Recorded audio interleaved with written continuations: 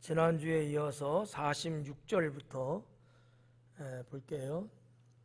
그들이 여리고에 이르렀더니 예수님께서 제자들과 허다한 무리와 함께 여리고에서 나가실 때에, 여기까지만 먼저 한번 보면 지금 예수님의 그 움직임, 주님이 지금 이렇게 진행하시는 상황을 요 46절에서 느낄 수 있어요. 여리고에 들어오시고 그리고 여리고를 지나서 떠나신다라고 하는 내용이거든요. 무슨 얘기냐면 여리고는 지나가지만 거기에 머물러 있지는 않았다라고 하는 얘기거든요. 여리고에 이르렀고 그 다음에 여리고에서 나가고, 이게 지금 뭐 시간이 뭐 며칠 있고 뭐 이런데도 불구하고 이렇게 하나의 문장으로 구성한 건 아니고요. 그런 어떠한 시간적 여유, 그런 어떤 상황은 아니었던 것 같아요. 그런 내용들은 차차 말씀드리기로 하고요. 지금 예수님께서 변화산을 정점으로 해서, 제가 정점이라고 하는 이유는 있어요. 뭔지는 모르시죠? 아시는 분? 왜 제가 정점이라고 그랬을까? 그때 예수님이 메시아 되심을 공개적으로 보여주시고 그 이후 사건부터는 달라지기 시작했다 그랬잖아요. 거기서부터 가버나움으로 이제 오셔가지고 가버나움에서 여리고로 이제 쭉 남쪽을 향하여 내려오고 있는 장면이거든요. 근데 이 가버나움에서 여리고라고 하는 여기까지 오기가 성경에는 몇 절 정도로 되어 있지만 시간으로 따지면 한 6개월 정도 걸린 상황입니다. 뭐 따지지 마요. 한 6개월 정도가 걸렸다라고 학자들은 내다보고 있고요. 왜냐하면 절기라거나 사건 등등을 이렇게 퍼즐 해보면, 맞춰보면 그 정도 기간이 걸렸던 것을 알 수 있습니다. 주님이 쭉 이제 남아하시는 거예요. 왜냐하면 예루살렘에 들어갈 계획을 주님은 갖고 계시잖아요.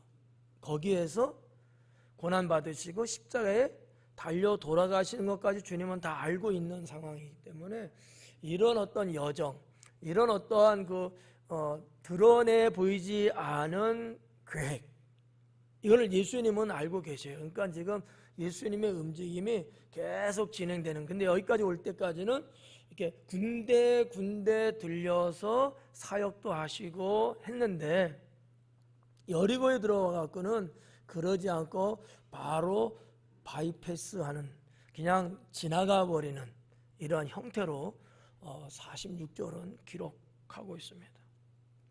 여리고에 이르렀더니 라는 요 단어에서 그 다음에 여리고에서 나가실 때에 라고 하는 이런 어떤 지리적인 것을 우리가 볼 때에, 여리고라고 하는 동네는, 지금도 여리고라는 동네가 뭐 아주 크지는 않아요. 아주 크지는 않은데 제가 대략적으로 면적을 한번 뽑아봤어요. 한 어느 정도 되는가. 근데 까먹었어요. 한 11평방킬로미터 정도? 뭐 이러면 뭐 도대체 그게 뭐 어느 정도인지 전혀 감이 안 잡히잖아요. 축구장 정도로 말하면 뭐 한 150개 정도나 막 이렇게 크기가. 당진의 면적이 얼마 정도 되는 줄 아셔요? 잘 모르시죠? 저도 정확하게는 기억이 가물가물한데 숫자니까 665인가 얼마인가 하여튼 그래요. 평방킬로미터야. 거기에 5분의 1 아니 50분의 1 정도 된다고 봐야 되겠죠. 우리 당진에 50분의 1 정도. 그러니까 그냥 일개 면 단위도 안 되는 거, 어떻게 보면. 좀 감이 와요? 그러면 저는 이제 성공한 거예요. 하여튼 지금도 그다지 크지 않은 변방의 도시예요. 근데 예수님 당시는 어떻겠어요? 더 적었겠죠, 아무래도. 그러니까 그 마을을 통과하는 데는 그다지 시간도 많이 걸리지도 않았고, 또 통과하시는데 별 문제는 없었을 것 같아요. 그러면 이제 여기에서 어디까지 가야 되는 거예요? 여리고에서 어디까지 가시는 거예요? 예루살렘까지 가야 되잖아. 그러면 우리 여리고에서 예루살렘으로 지나가는데 거리가 어느 정도 되냐면 직선거리로, 그냥 이렇게 길로 말고 자로 그냥 쭉 재는 직선거리로 약 한 12km 정도? 그 정도 돼요. 12km. 그러면 여기서 10평 정도 될까? 직선거리로. 10평거리로 길로 한 10km 돼요. 우리 교회에서 톨게이트까지가 딱 10km예요. 더더 말고 덜더 말고 딱 10km 나와요. 그건 이제 길 따라가는 거고, 직선이면 좀 더 가겠죠, 아무래도. 예, 뭐 송악 그쪽, 예, 뭐 그런데 하여튼. 근데 길로 이렇게 해서 이렇게 움직이면 예수님이 뭐 직선거리로 뭐 바람 타고 가는 건 아니었을 거 아니야. 그러니까 주님도 그 당시에 이미 나 있는 길을 걸어가시는 거니까 그 길로 대충 보면 약 적게는 30km에서 많게는 40km 정도 되는 거리가 여리고하고 예루살렘하고 거리예요. 근데 그 당시 예수님이 걸으셨던 그 길은 이미 옛적부터, 뭐 성경으로 보면 한 1500년 전 내지는 2000년 전에 예수님 시대로부터 1500년 전 하면은 출애굽 당시고요. 2000년 전 하면은 아브라함 시대거든요. 그 아주 오래된 시대부터 그 길은 고정적으로 나 있는 길이에요. 이해가요? 너무 제가 좀 어렵게 지금 말하고 있죠? 쉽게 말하고 있죠? 네. 왜냐하면 그 길, 어떻게 요즘 말로 말하면 메인 로드, 중심되는 길이 이쪽 요단강 동쪽에서 건너서 바로 여리고로 직통에 들어와 갖고 이렇게 흐르는 가장 중심적인 도로가 그 옛날부터 지금까지 쭉 있어 왔던 거거든요. 근데 예수님은 그 길을 걸어서 이제 가시는 거죠. 그렇기 때문에 대략적으로 짐작할 수 있는 것이다라는 거죠. 근데 예수님은 지금 왜 여리고를 바이패스 그냥 스쳐 지나가듯이 지나갔을까? 제 생각에는 예루살렘 성에 들어가서 유월절을 맞이해야 되거든요. 이게 촉박한 거예요, 사실은. 여리고에서 예루살렘까지 약 40km를 잡았을 때 어른들이, 남자 장정 어른들이 쉬지 않고 꼬박 10시간을 걸어야 돼요. 그러면 하루 종일 꼬박 걸으셨을까? 예를 들어서 아침 6시 출발하면 낮 4시까지 꼬박 안 쉬고 걸어야 돼요. 밥도 먹지 않고 쉬지도 않고 막 이렇게 걸어야지만이 그나마 도착할 수 있는 거리거든요. 근데 예수님만 걸으신 것도 아니고 제자들 걸어갔죠. 또 저 가버나움에서도 쭉 내려오실 때 예수님을 따라서 같이 내려온 무리들이 있어요. 근데 여리고성에 도착하니까 여리고 사람들이 엄청나게 많이 몰려들었어. 이들이 다 같이 움직여야 되는 상황이에요, 지금. 라고 봤다면 한 1시간 걸릴 게 2시간 걸릴 수도 있고 10시간 걸렸던 게 20시간 걸릴 수도 있지 않았을까, 이렇게 생각할 수 있다는 거죠. 그냥 제가 가정하는 거예요, 지금 상황을. 저도 그때 살아보지 않아갖고 가정을 하는 거예요. 그 움직임이라는 것이 결코 쉽지만은 않은 거죠. 더군다나 예수님 이 당시에 같이 움직였던 백성들의 숫자가 얼마쯤 될까라고 봤을 때 저는 적게는 수백 명에서 많게는 수천 명이 움직였을 거다, 이렇게 저는 생각하거든요. 왜냐하면 오늘 성경 본문에서 기록하고 있는, 사용하고 있는 단어가 가지고 있는 의미가 그런 것들을 예측할 수 있게끔 하고 있다라고 하는 것이죠. 여러분은 믿거나 말거나, 저는 성경을 연구하는 목사로서 그렇게 예측이 되고요. 그거를 여러분들에게 도움을 드리고자 말씀을 드리는 겁니다. 그러니까 그들이 여리고에 이르렀더니 말하는 이 그들은 가버나움서부터 예수님과 예수님 제자들과 따르는 무리들을 다 통합해서 표현한 거예요. 여기서 말하는 그들은, 그 다음에 보면 허다한 무리와 함께라는 말이 있죠. 요거는 여리고에 사는 사람들까지도 포함시킨 큰 무리예요. 우리 지금 번역은 허단이라고 나왔는데 원어로 볼 때는 큰 무리라고 나왔어. 몇십 명 갖고 여러분 큰 무리라고 그러지는 않거든요. 어느 정도냐 하면 사람이 이렇게 육안으로 딱 봤을 때 새카맣게 어느 정도는 보여야 돼요. 여러분 이렇게 앉아있는 여자 이 정도 갖고는 큰 무리라고 말을 할 수가 없어. 예. 하다못해 빼곡하게 이렇게 찰 정도. 예. 여러분 그 아프리카 같은 데 보면은 물소 있죠. 물소의 그 움직이는 떼거리 본 적 있어요? 뭐 없어도 상관없어. 예. 아니면은 공중을 나는 철새들이 떼를 지어서 새카맣게 움직이는 거 본 적은 있으세요? 일종의 그런 거예요. 그럴 때 큰 물이라는 단어를 써왔다는 거죠. 출애굽하던 이스라엘 백성들을 보고서 이방인들이, 당시에 원주민들이 그런 이스라엘 백성들 보면서 큰 물이라고 표현을 하는 것과 똑같다는 얘기예요.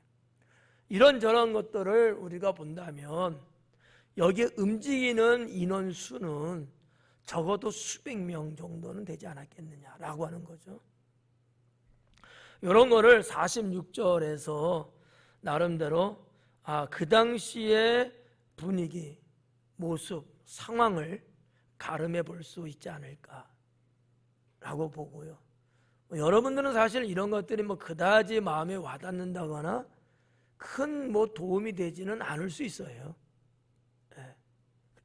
그러나 성경을 좀 더 알고 싶어 한다든지 공부하는 또는 신학생이나 이런 등등의 사람들은 상당히 유익한 정보, 지식이죠. 예. 성경 어디에도 그런 거 없잖아요. 그러니까 여러분들도 자신의 급을 올리고 싶으면 그냥 겉으로도 이렇게는 해야 돼.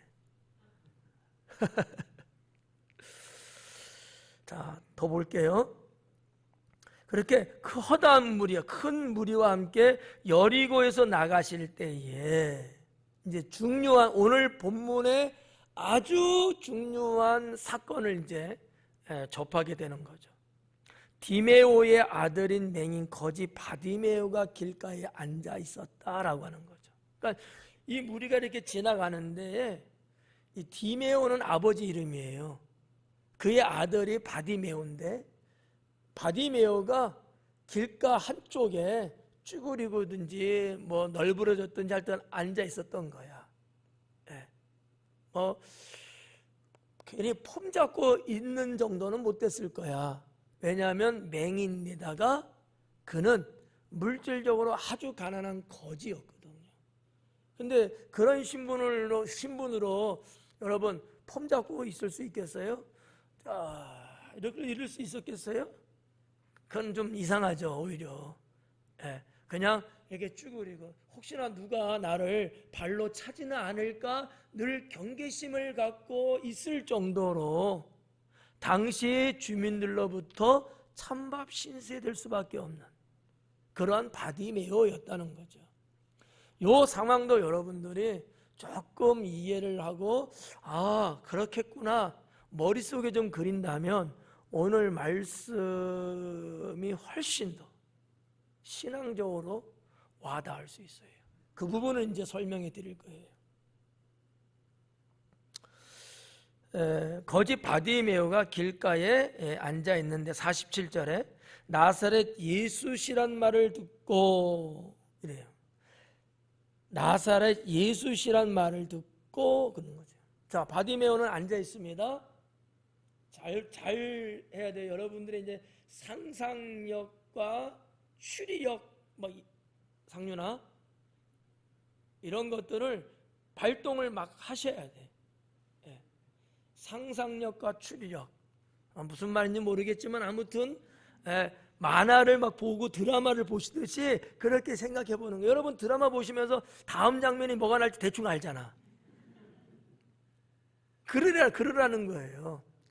요 내용을 보고, 자, 바디메어가 있습니다.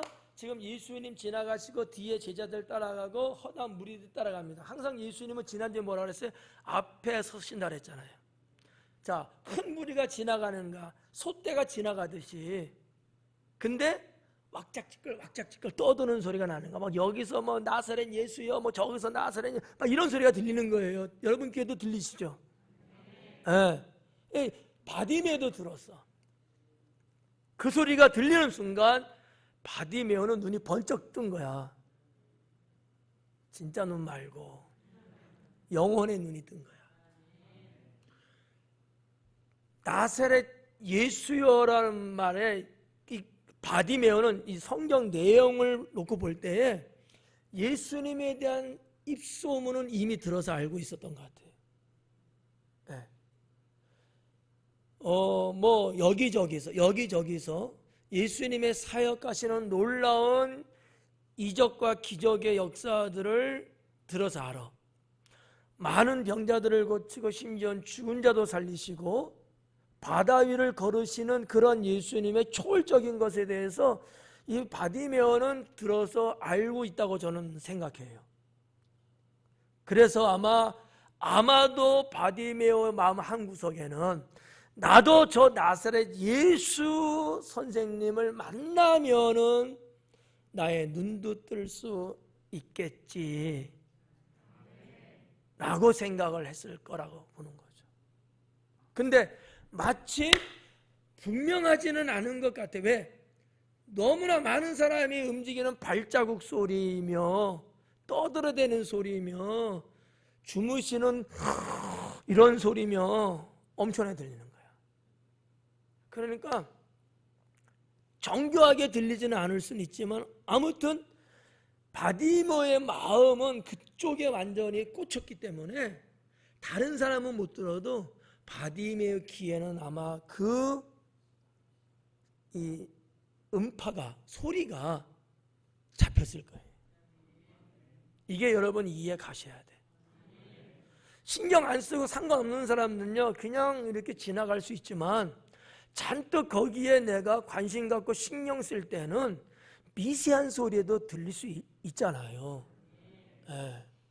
그런 것처럼 바디메어는 나사렛 예수라고 하는 좀 끊겼다 이어졌다 하는 듯하게 들려오는 그 소리를 들었다는 거.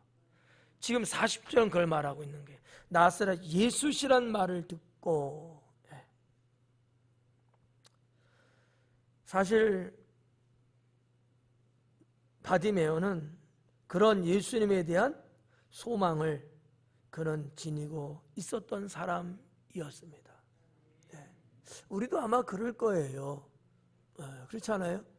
예를 들어서 뭐 불치병, 난치병, 죽을 병 등등으로 인생에 고립되어 있고 정말 사람의 힘으로서는 아무것도 할 수 없는 상황인데 그냥 뜬소문 같은 어떠한 이야기거리가 있는데 그 사람이 만약에 내가 사는 동네 당진 땅에 왔다는 소리를 들으면 우리의 가슴은 벌렁벌렁하는 거죠. 심장이 그렇게 뛰지 않겠어요? 야, 우리 동네도 좀 왔으면 좋겠다. 나는 갈 수 없으니까. 우리 동네 당진에도 저분이 오신다면 얼마나 좋을까. 이러한 마음을 우리 역시 갖지 않겠느냐라는 거죠. 바디메어는 그랬다는 거예요. 소망이 있는 상태였다는 거죠. 하나님은요 그런 소망을 갖고 있을 때 기회를 주십니다. 네. 상당히 중요한 포인트예요. 소망이 없는 자에게는요 사실상 주님이 주시는 기회가 없는 경우가 많고 설상 주셔도 소망이 없기 때문에 붙잡지를 못합니다. 근데 소망이 있는 사람은 기회가 안 와도 기회를 만들어서 소망을 이루어 나가는 힘이 발생하기 시작하는 거죠. 근데 바디메오는 소망이 있었어요. 거기다가 기회를 갖게 된 거잖아요. 완전 마트 가면 1+1 이런 것처럼 득템이죠. 네. 그래서 여기 한번 더 갈게요. 그런 말을 듣고 소리 질러 이르되 그랬어요. 여러분 소리 지른다면 어느 정도일 것 같아요? 한번 해봐요. 아이고 쑥스러워서. 소리 질렀대. 다윗의 자손 예수여. 이 정도면 소리 지른 거죠? 아니. 다윗의 자손 예수여. 이 정도면 소리 지른 거죠? 나 목 아프게 만드네. 다윗의 자손 예수여. 뭐 이런. 맞아요. 이렇게 했다는 거지. 이렇게.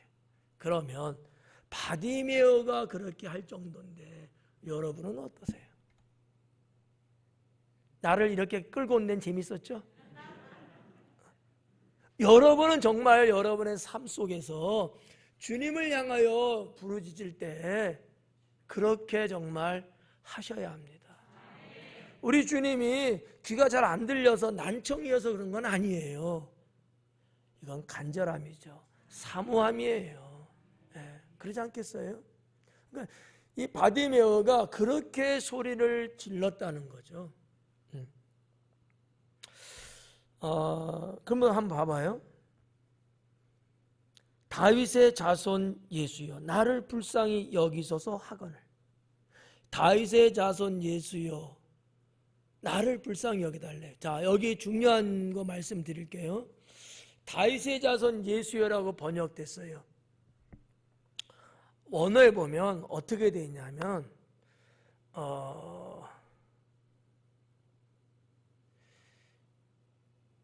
시에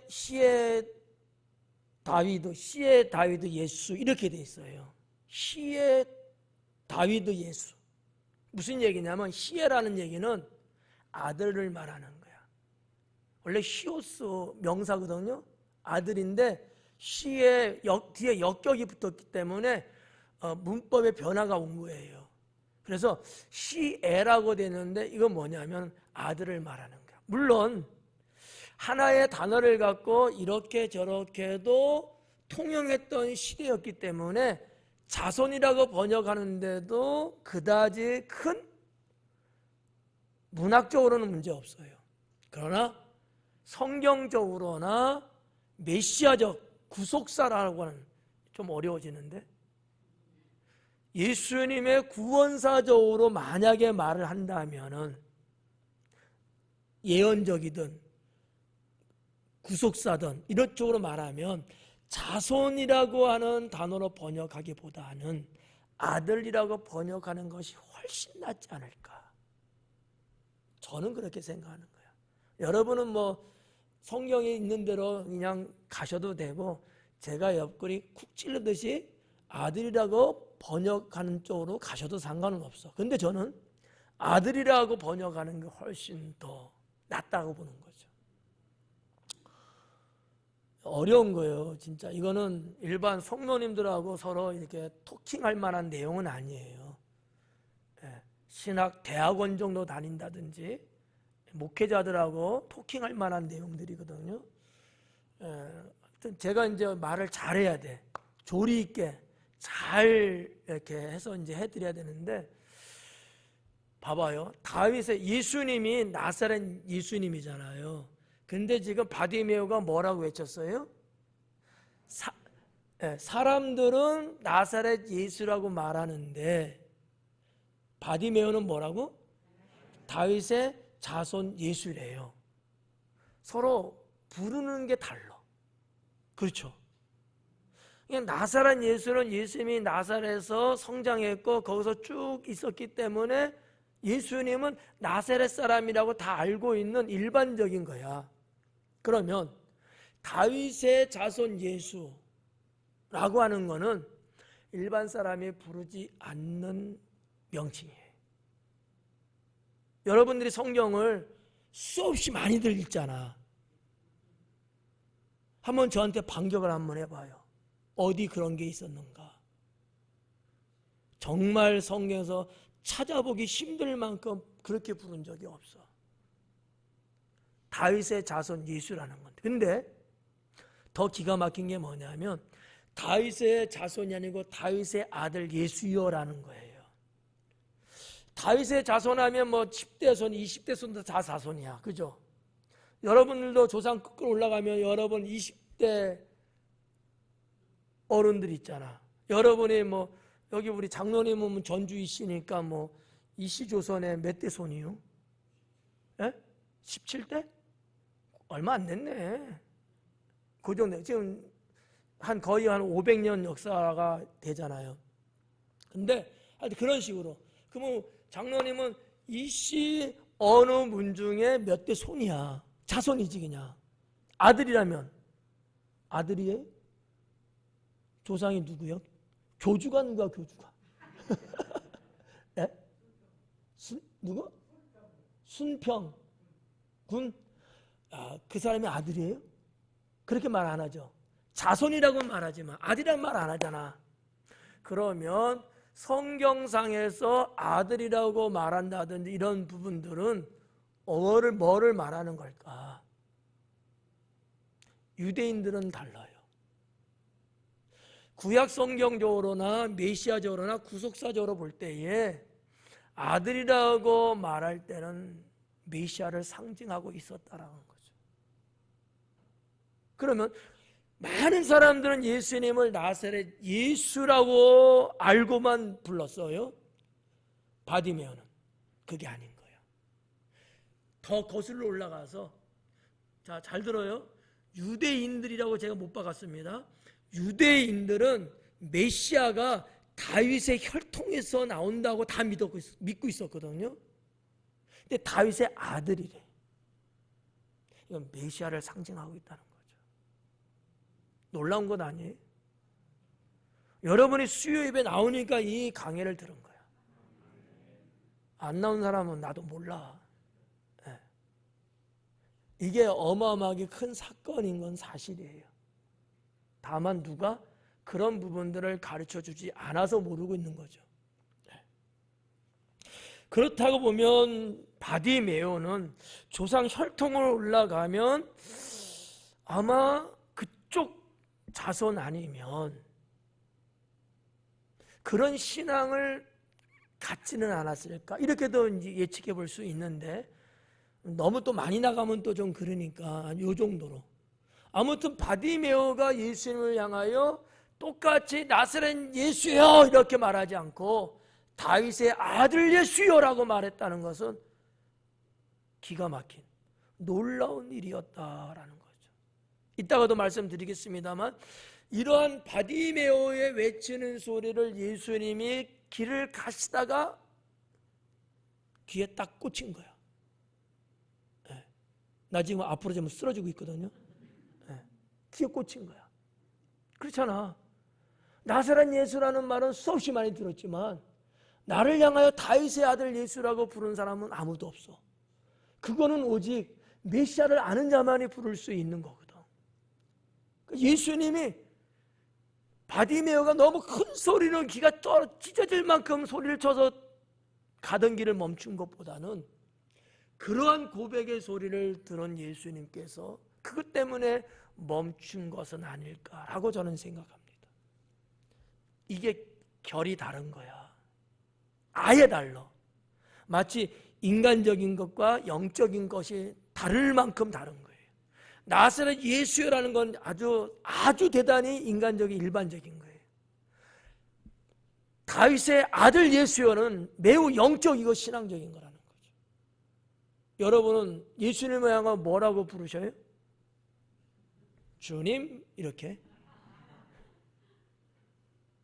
좀 더 우리가 메시아적으로 예수님을 나의 구세주적으로 만약에 부를 수 있다면 다윗의 아들 예수님 이렇게 해도 전혀 손색이 없다. 근데 사실은 그렇게까지는 안 하잖아. 이렇게는 할 수 있을 거야. 나의 구주가 되신 주님이시여. 그죠? 이게 좀 부드럽죠? 부담 없죠? 그렇게는 하시죠? 똑같은 거예요. 그러니까 이런 고백을 내가 할 수 있는 신앙이라는 것은 훌륭한 영적인 신앙이라고 보는 거죠. 단순하게 그냥 주여라고 부르는 것은 수준이 좀 사실은 달라요. 그건 누구나 다 해. 큐리오스. 그냥 주님 이렇게 부를 수 있어요. 하지만 다르다라는 거죠. 메시아의 조상을 거슬러서 옛날 아브라함의 후손으로 쭉 내려오면서 유다가 있잖아. 유다. 메시아는 유다의 홀로부터 나온다고 해서 그래서 메시아는 조상이 유다예요. 유다의 유다. 유다의 후손으로부터 태어나는 거지.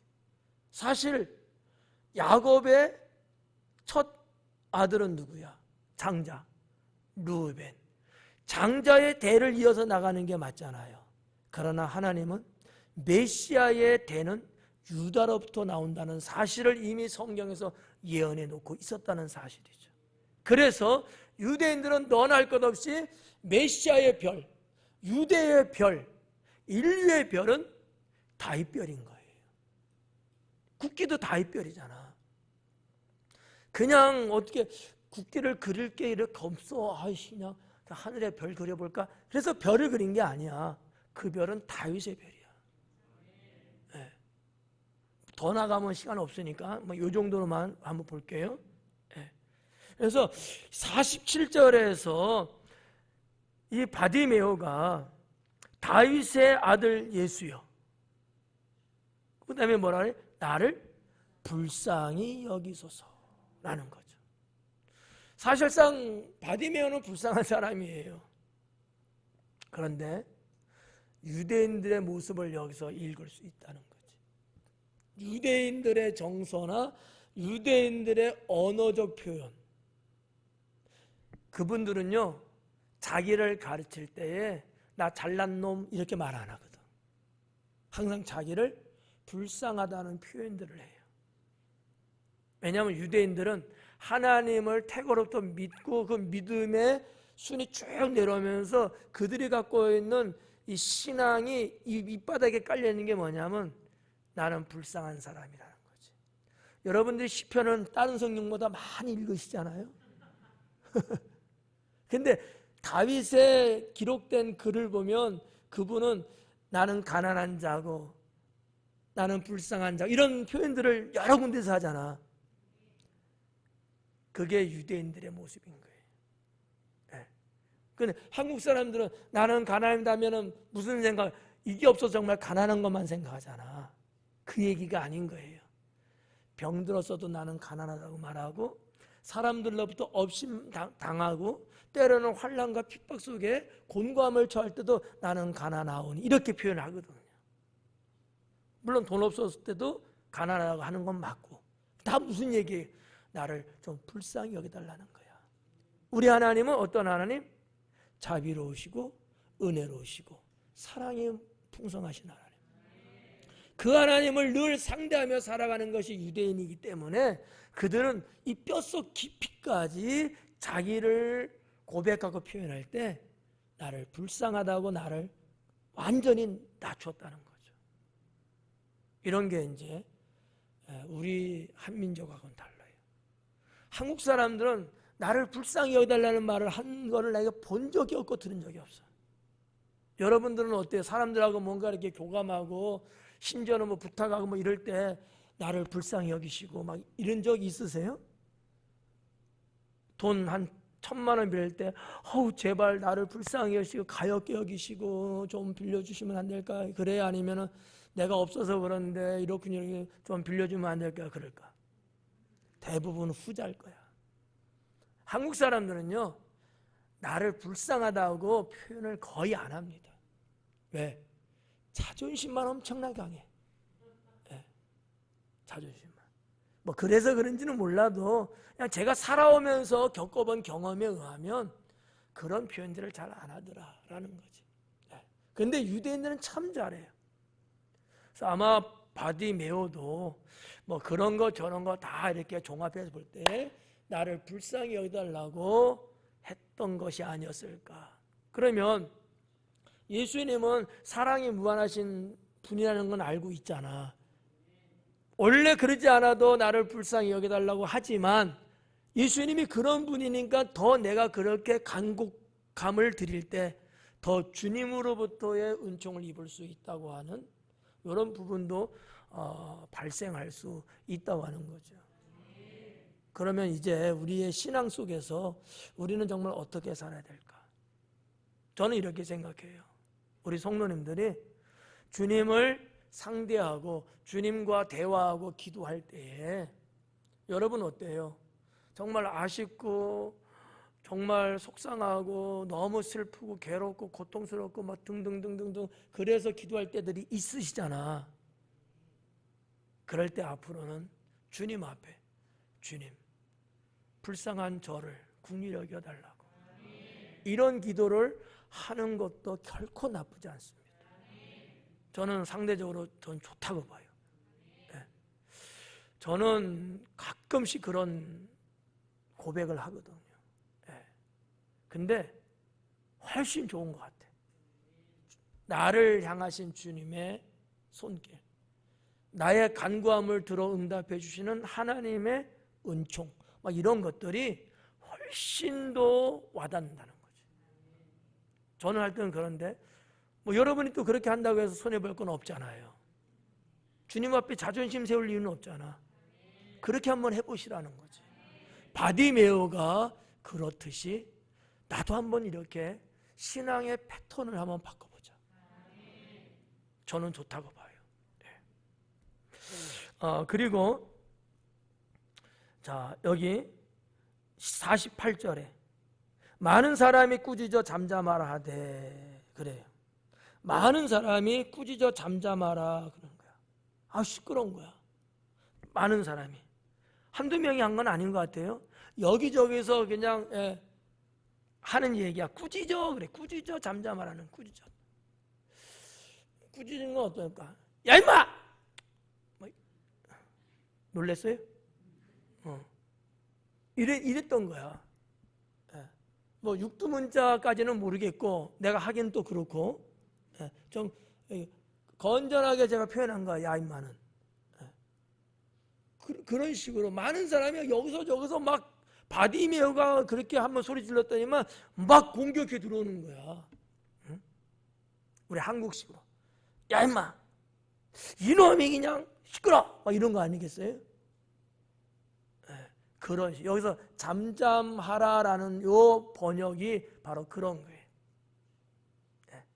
너 조용히 못해 막 이런 거였다는 거지. 한국식으로 말하면 유대인들이 그랬다는 거예요. 그걸 잠잠하다고 번역이 된 거야. 공감이 돼요? 한번 해보실래요?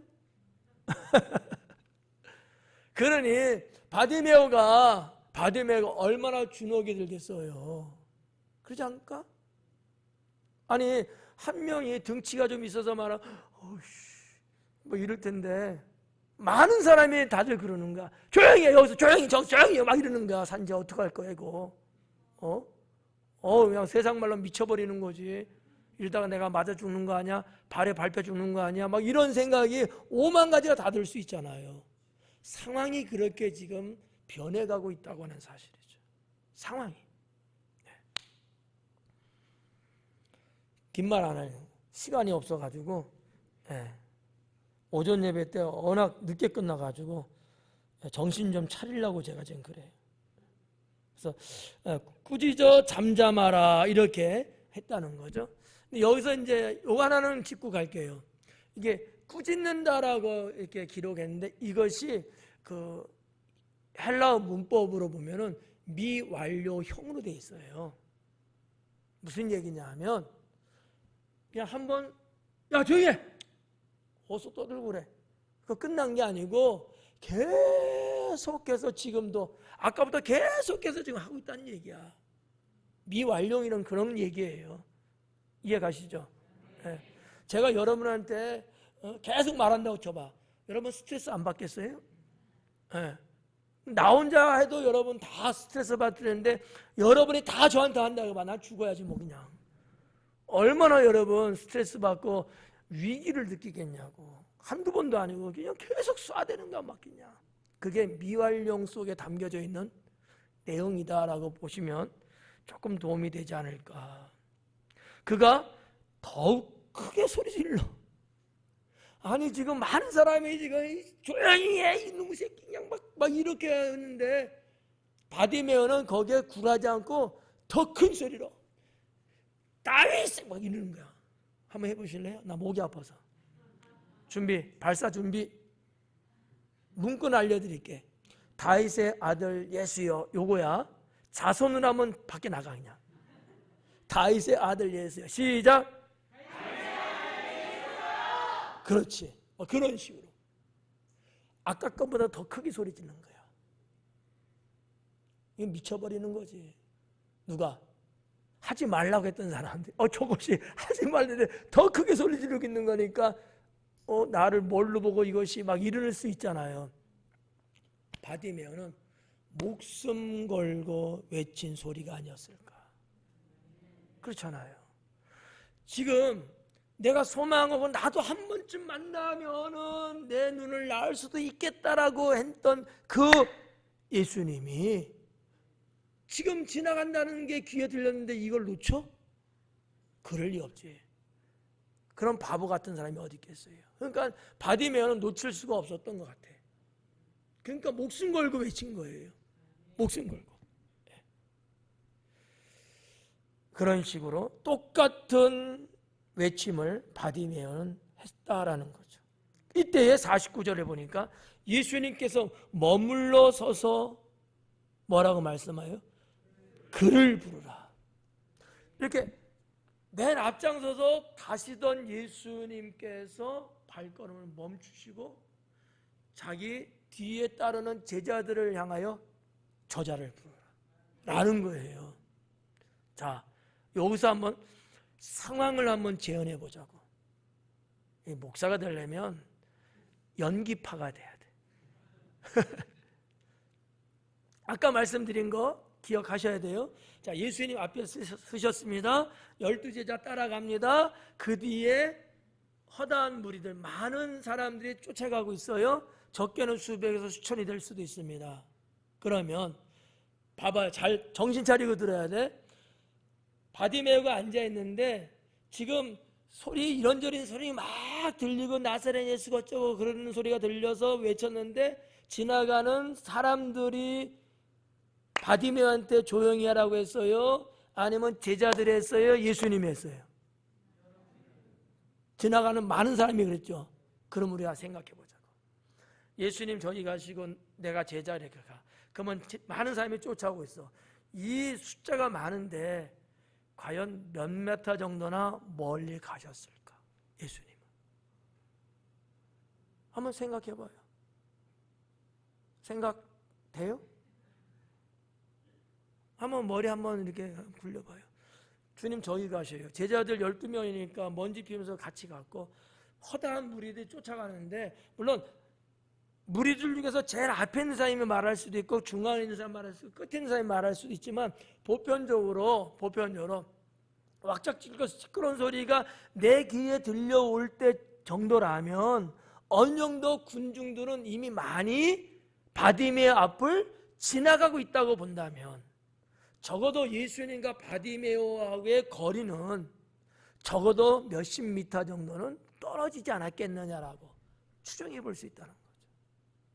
제가 너무 앞서 나갔을까? 그럴 수 있다는 이 가정을 해볼 수 있다는 거예요. 가정을. 근데 예수님이 바디메오의 소리를 들으셨어요. 그죠? 예수님이 가시던 발걸음을 멈췄어요. 그렇죠? 그럼 왜 예수님이 가던 발걸음을 멈췄겠냐는 거지. 왜 멈췄을 것 같아요? 오전 예배도 다 이랬어. 왜 멈췄을 것 같아요? 네, 그런 소리가 들려와서. 그죠? 말고. 네? 나를 부르, 그 얘기도 오전에 나오더라고. 말고. 오전에도 정답을 못 맞췄으니까 오후에도 분명히 못 맞출 것 같아. 왜? 평행 이론이야. 상황이 똑같아. 제가 볼 때 이거예요. 큰 소리가 했으니까 들어서 그럴 수 있고, 나를 불쌍히 해달라는 호소가 있으니까 뭐 멈춰설 수도 있고, 뭐 다 가능성은 있어요. 있는데 제가 볼 때에는 그것보다 예수님의 귀에 들려오는 소리는 나사렛 예수가 아니고 다윗의 아들 예수였던 거지. 이게 왜 어마어마하다고 제가 아까 말씀드렸죠? 그렇지. 내가 3년 사역을 쭉 하면서 그런 말을 들어본 게 없어. 나를 정확하게 지금 불러대고 있는 소리가, 아무리 주변이 시끄럽고 아무리 거리가 멀다 할지라도, 주님은 뭐 그렇지 않아도 다 아시는 분이긴 하지만, 그럼에도 주님에게 들려오는 바디메오의 다윗의 아들 예수여라고 하는 이것이 예수님의 가는 발걸음을 멈추게 했다 라고 저는 봐요. 그러지 않았으면 그냥 나사렛 예수여라고 했으면은 그냥 지나갈 확률이 높습니다. 왜? 다른 사람들도 나사렛 예수라고 그렇게 떠들어대고 쫓아오고 그랬어요. 그렇지만 주님은 멈추지 않고 계속 걸어가셨거든요. 왜 유독 바디메오가 나사렛 예수라고 하는데 멈출까요? 그렇지 않죠. 그는 나사렛 예수라고 말 안 했거든. 다윗 아들 예수라고 그랬거든. 이게 틀리다라는 거지. 아까도 말씀드렸지만, 하나님께 내가 어떠한 말로 고백하고 표현하느냐에 따라서 주님의 눈길을 돌리게 할 수 있고, 주님의 가는 발걸음을 멈추게 할 수도 있고. 우리가 모두가 다 믿는 주님이시지만 그 주님을 나의 주님으로 내가 만들 수 있고 없고는 어디에 달렸을까? 주님을 향한 나의 신앙의 수준에 따라서 다를 수도 있다라는 거죠. 그냥 그저 그렇게 모든 사람이 다 말하듯이 나사렛 예수야 이렇게 보는 자가 있는 반면에, 유독 예수님을 향하여 내 생명의 구주가 되시고 주인이 되시는 주님이시여 이렇게 고백하고 부른다면, 주님은 그런 여러분을 돌아보지 않겠느냐라는 거죠. 우리는 이 사건을 통해서 정말 배울 게 너무 많습니다. 시간이 부족해서 다 제가 표현을 못하고 있을 뿐이에요. 바라기는 여러분들이 주님을 믿으면서 때때로 종종 주님을 여러분 앞에 멈춰 설 수 있도록 하는 그러한 신앙을 보일 수 있기 바랍니다. 6월 달에 주님 주신 이 표처럼 말이에요. 뭐예요? 눈 뜨고 여기 봐야지. 암기 못했으면 너의 흔적을 남겨라. 이런 주님 앞에 내가 이런 자가 될 때에 주님은 이 흔적을 보면서 아, 너 아무개구나. 누구 이름 불러드릴까? 주님은 그러신다는 거죠. 저는 타이밍인데 이 강해와 6월의 이 말씀이 너무 절묘하게 이게 딱 들어맞는 것 같아요. 사랑하는 여러분, 정말 주님 앞에 말이든 행동이든 뭐가 되든지 주님 앞에 흔적을 남길 수 있게 바라요. 바디메오는 흔적 남겼잖아. 남들 다 나사렛 예수라고 하는데 유독 자기만 다윗 아들 예수이잖아. 이거 흔적이, 이거는 흔적. 다른 사람들은 그냥 바닷가에 그냥 모래알이에요. 그러나 바디메오는 그 모래알 중에서 유독 보석인 거죠. 다른 거야 이거는. 좋잖아요. 네. 그래서 49절에 그거잖아요. 예수님께서 머물러 서서 그를 부르라 하시니 그들이 그 맹인을 부르며 이르되 안심하고 일어나라, 그가 너를 부르신다.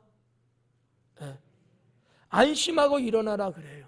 이 안심하고라고 번역됐는데 이 원래 원 뜻이 뭐냐면 너는 기운을 내라. 이런 얘기예요. 바디메오가 어떤 사람이에요? 어떤 상태예요? 귀족이에요? 앞을 보지 못하는 맹인이고 거지예요. 그날 아침도 못 먹을 수 있었고요.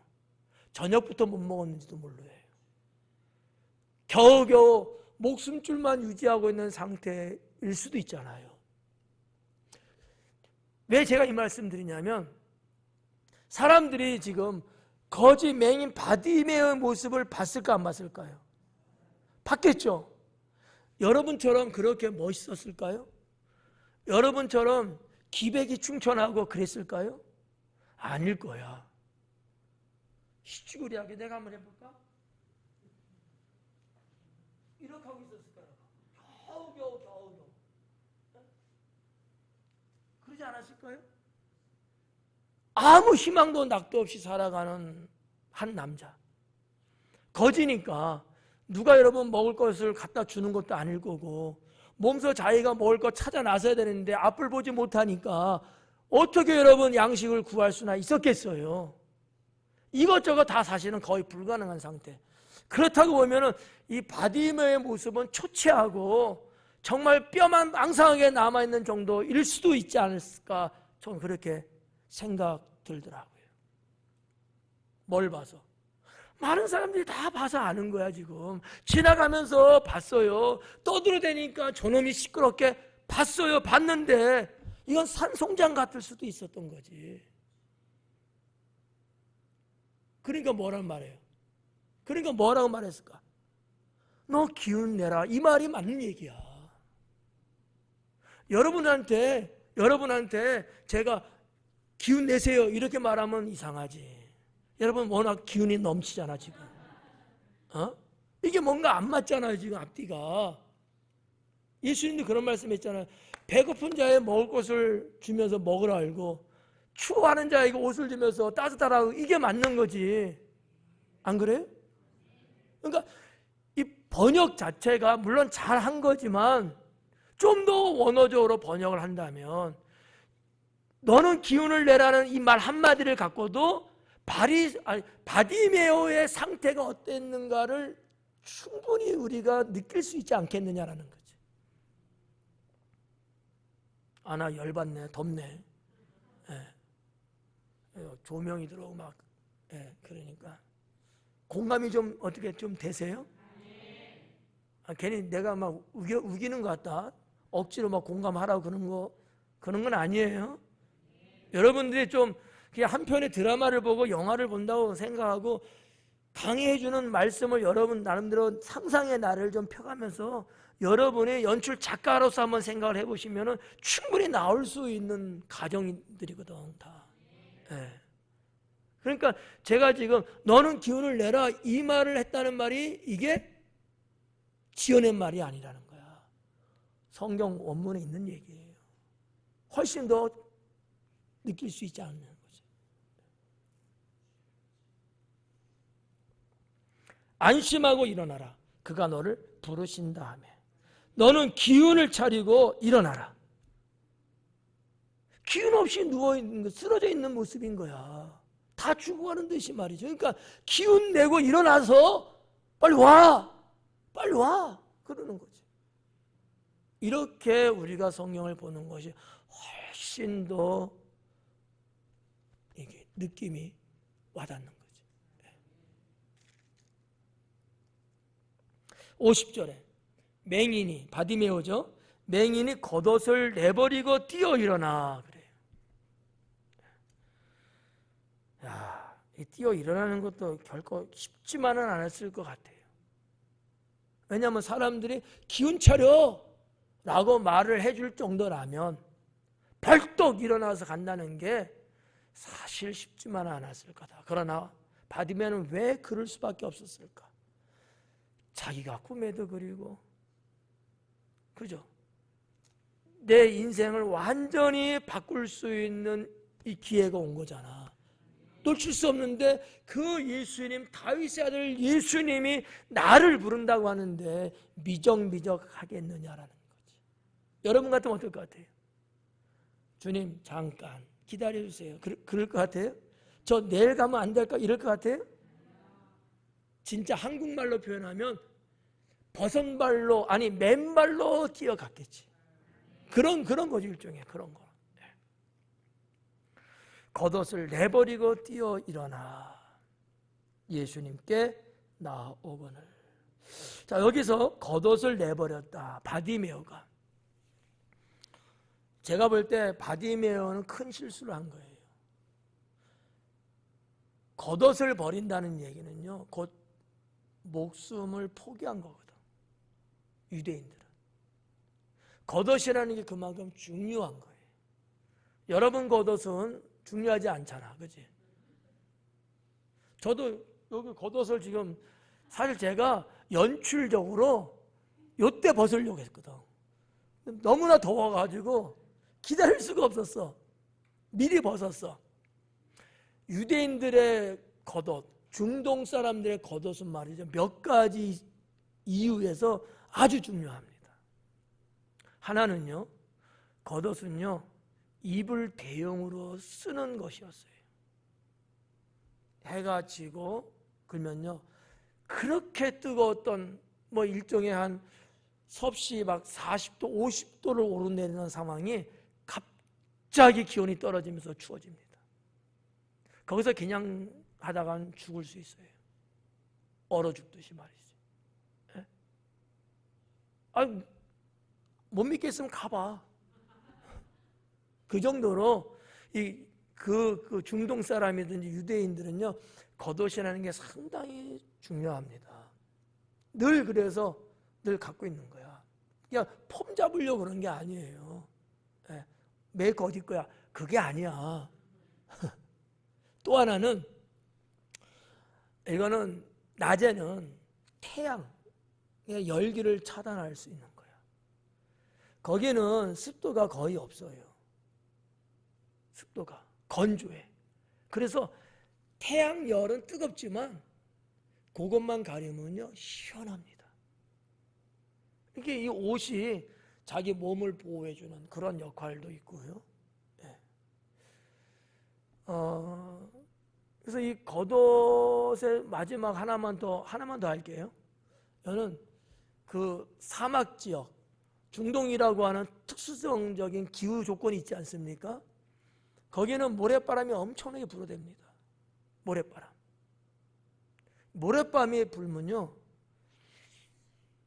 거짓말 안 보태고 평지 사막에 갑자기 산만한 모래가 쌓이기도 하고요, 산만한 모래 언덕을 한순간에 싹 날려갖고 평지가 되기도 해요. 이 모래바람이요, 건물을 스쳐 지나가면요, 건물의 밖이 헐어버려요. 별로 놀라는 사람도 없고, 이거는 도대체 안 놀래요? 예전에 했기 때문에 안 놀래? 알았어. 그 정도면 괜찮아. 그래도.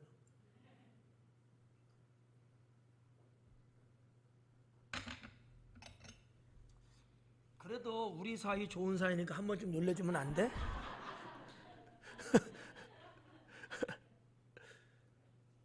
정말 어마한. 그래서 저희가 이집트 갔을 때 한번 물어봤어요. 이집트 건물들이 페인트 칠이 안 돼 있는 거야. 그래서 가이드한테 물었죠. 궁금하잖아 또. 그랬더니 그분 답이 뭐냐면, 모래바람으로 돼갖고 그걸 다 갉아먹는데 소용없는 거야 해봤자. 그 얘기를 들으니까 고개가 끄덕여지더라고. 네. 한번 끄덕여봐요 제발. 송장처럼 가만히 있지 말고. 진짜 재미없다. 하여튼 그래서 그 모래바람이 있는데, 이거를 또 때로는 방어해 줄 수 있는 겉옷이거든요. 물론 그것이 뭐 갑옷이 그런 건 아니지만, 그래도 겉옷이 있음으로 인해서 그 자기의 몸 보호할 수 있는 이 보호장구의 일종의 뭐 이런 여러 가지 이유들이 몇 개 이제 있는 거죠. 그런데 이거를 내던진 거예요. 누구한테 맡기고 간 건 아니죠. 그냥 내던지고 일어나서 주님께 달려간 거예요. 저는 이거를 뭐라고 저는 느끼냐면, 바디메오가 지금까지는 그나마 나에게 남아있는 것 하나. 뭐? 겉옷. 그거 의지하고 그나마 그거 붙잡고 살아왔는데 이제는 예수님을 만남으로 해서 그것은 완전히 버려버리는 거야. 우리도 이 세상을 살아가면서 뭔가는 모르게 뭔가는 내 마음이 의지되고 내가 뭔가 꽉 붙잡고 있는 그런 것들이 아마 있는 사람들이 있어. 주님을 만남과 동시에 이것은 별로 의미가 없어야 합니다. 그렇지 않아요? 내가 붙잡고 내가 바라보고 내가 따라가야 될 분은 오직 주님밖에 없는 거죠. 그렇지 않으면 바디보다 못한 거예요. 우리 인생은. 내가 주님 믿는다고 내가 주님밖에 없다고 말은 그렇게 하면서 여전히 내가 또 다른 하나의 주머니를 차고 있다든지 어떤 의지를 할 만한 뭔가를 내가 기대고 있다면은 이거는 유대인들이 그 예전에 일찍이 보였던 하나님을 믿는다고 하면서도 또 다른 신을 믿고 있는 것과 별반 다른 것이 없는 것 아니겠느냐라는 거지. 바디메오는 어떤 의미에서 그 마지막 하나 남아있는 보루 겉옷을 힘차게 내던지고 갔다고 하는 사실이죠. 만약에 예수님께 갔는데 꽝이면 어떡하죠? 겉옷도 없어졌고 예수님도 아니고 죽음밖에 없는 거예요. 근데 참 다행스럽고 감사한 것은 주님 앞에 갈 수 있었다는 거죠. 성도 여러분, 말씀드렸다시피 우리도 옛것, 내가 주님 외에 뭔가 또 다른 주님 정도, 주님보다 더 내가 뭔가 의지하고 기대는 그런 것, 이거 내려놔야 된다. 나 자신을 감췄던 것들이 아마 여러분 중에도 있는 게 분명히 있을 거예요. 여전히 내가 하나님을 전능하시고 나의 하나님이라고 고백은 하지만 그 하나님께 나를 뭔가 자꾸 감추려고 이렇게 하고 있는, 커버하고 있는 겉옷, 이런 것들이 아마 있을 수 있어. 이거 여러분 벗어야 합니다. 나를 주님 앞에 노출시켜야 돼요. 나를 주님 앞에 나를 노출시켜야 돼. 솔직하고 겸허하게, 주님 저는 가난해요. 주님 저는 의지할 자가 없어요. 주님 저는 친구가 없어요. 주님 저는요 노력은 너무너무 하고 싶은데 잘 안 돼요. 그냥 일반 사람들이 그런 나를 보면 어떻게 보면 창피할 수 있는 거지만 주님 앞에는 그런 나를 노출을 시켜야 돼. 그걸 안 보여주려고 자꾸 겉옷을 이렇게 막 하듯이 이러면 주님 앞에 못 가. 주님 앞에는요 나를 노출시켜라. 저는 그렇게 믿어요. 저도 그렇게 지금 살아가고 있고요. 주님 앞에 뭐 말 못할 게 뭐가 있고 말 안 해도 다 아시는 주님인데 뭐 그렇잖아요. 다 아시잖아. 아시는 주님 앞에 내가 말하는 건데 자녀들이요 부모님은 모를 것 같고 말 안 해요. 근데 부모는 다 알고 있어. 근데 이제는 우리 부모님의 나에 대해서 알고 있네? 그러면요 말 못할 게 없잖아. 이미 알고 있는 거 아니까. 그런 것과 똑같은 거야. 하나님은 나의 모든 것을 다 아시는 분이야 라고 하는 신앙만 갖고 있으면 나를 감추기보다는 노출하는 데 용기를 낼 수 있다는 거지. 그럴 때 주님의 은총은 임하게 되는 겁니다. 예. 여러분 그렇게 우리가 신앙생활 하셔야 돼요. 그래서 50절까지 우리가 이렇게 볼 수 있고요. 51절에 보니까 예수님께서 말씀하여 이르시되 네게 무엇하여 주기를 원하느냐. 주님이 그렇게 말씀하고 있는 거죠. 내가 너한테 뭐 해줬으면 좋겠니? 라고. 주님은 아시죠. 그죠? 아시면서도 물으시는 거예요. 마찬가지예요, 여러분. 여러분도 마찬가지예요. 주님이 여러분 아시는데 자꾸 말을 거셔. 뭐 하라고 그럴까? 뭐 하라고 그러는 것 같아요? 내게 기도하라는 거지. 너 내게 부르짖자. 너 내게 이야기해. 너 나한테 말해. 너 나한테 기도해. 주님이 그것을 요구하시는 거야. 그래서 내가 그 말씀에 순종하고 내가 고백하고 주님 앞에 내려놓으면 주님이 바디메오의 눈을 뜨게 하신 것처럼 우리 삶에 때로는 이런저런 고초 이런 것들 있잖아요. 그거를 주님이 풀어나가시는 거야. 이 상당히 중요하죠. 주님은요 항상 그러셨어요.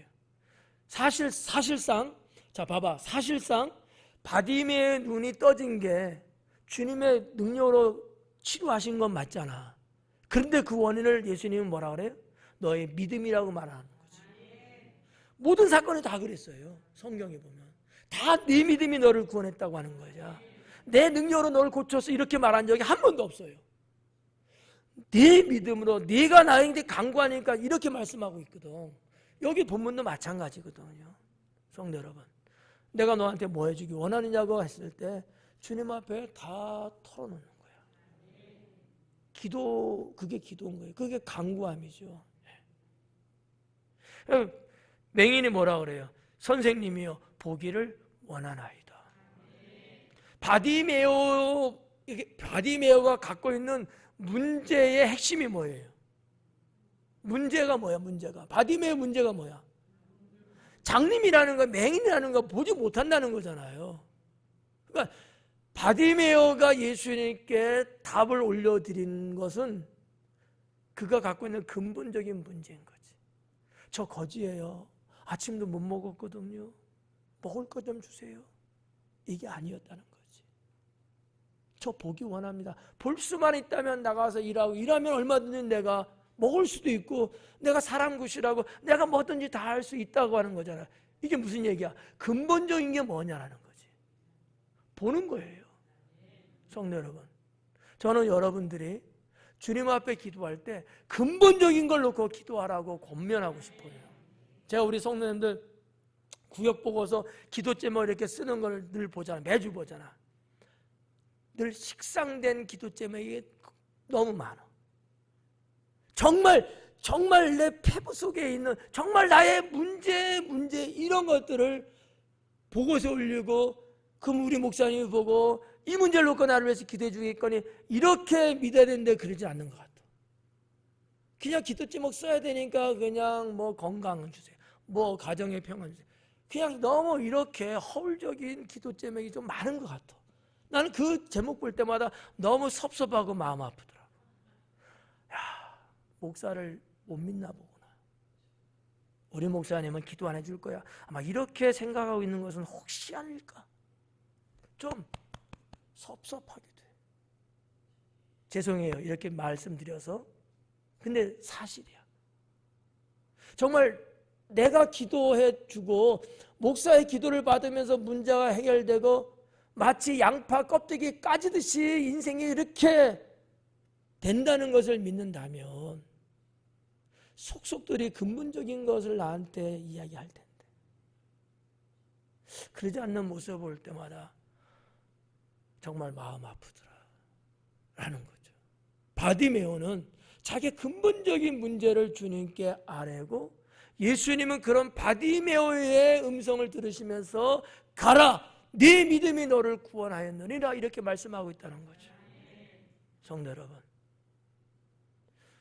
뭐 저한테 기도 제목 안 써도 상관은 없어요. 그러나 여러분이 하나님 앞에 기도할 때만큼은 여러분의 근본적인 것을 꺼내서 기도할 수 있기를 권면합니다.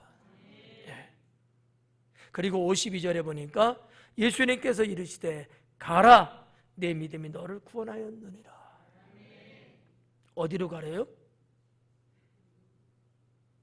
어디로 가래? 은희야, 어디로 가라는 것 같아? Go home? 그럴 수 있어요. 주님은 왜냐하면 눈을 뜨게 해주셨으니까. 예, 너의 일상생활로, 너의 사랑하는 가정으로, 네 사랑하는 가족들에게 가라, 이렇게 볼 수 있다는 거지. 물론 주님이 가라라고 하는 것은 하나의 명령이면서 모든 것을 다 총괄하는 표현일 수 있어요. 그런데 주님 볼 때도 불쌍한 사람이잖아. 언제나 우리 주님은요 가정을 매우 중요시 여겼거든요. 가정으로 돌아가기를 항상 원하셨어요. 저는 그런 의미에서 본다면 이 바디메오도 네 사랑하는 가족들에게 돌아가라고 하는 그러한 명령 권면이라고 저는 봐요. 네. 이게 지당한 거 아닐까요? 마땅한 거 아닐까요? 네. 여러분이 만약에 어디 아프셔갖고 문제가 있어갖고 목사한테 기도받으러 와서 기도해서 여러분 제가 가세요 이제는 믿음 갖고 가세요 주님이 치료하셨어요 라고 하면 여러분 어디 갈 것 같아요? 집으로 가잖아. 제가 집으로 가라지 뭐 어디 가라고 했겠어? 마트 가라고 했겠어요? 우리 주님도 그다지 별반 다를 것 없이 이 영혼을 불쌍히 여기시면서 그렇게 가라는 것이 어느 장소를 꼭 지적하기보다는 완치됐음을 선포하시는 의미에서 너는 이제 가도 된다.